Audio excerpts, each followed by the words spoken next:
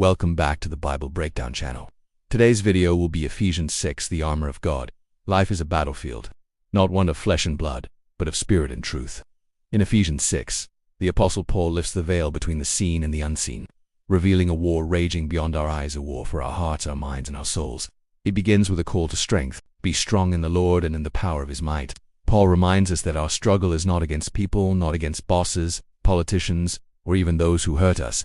He says, our struggle is not against flesh and blood, but against rulers, against authorities, against the powers of this dark world, and against the spiritual forces of evil in the heavenly realms. This is why we cannot fight spiritual battles with earthly weapons. We need divine armor of heaven's protection for earth's war. So Paul says, put on the full armor of God so that you can stand against the schemes of the devil.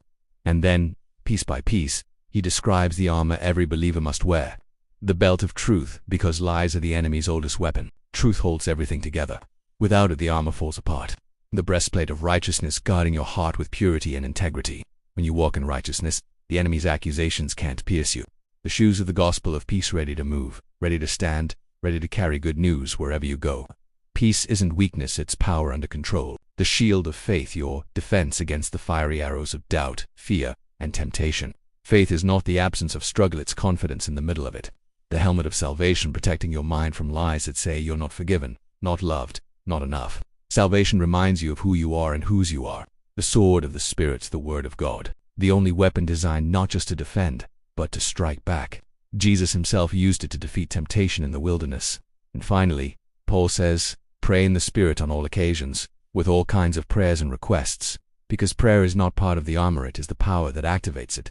When you put on the full armor of God, you're not just protected, you're prepared. You're not just standing still, you're standing firm. Paul's words remind us that the Christian life isn't a playground, it's a battleground. But you are not alone.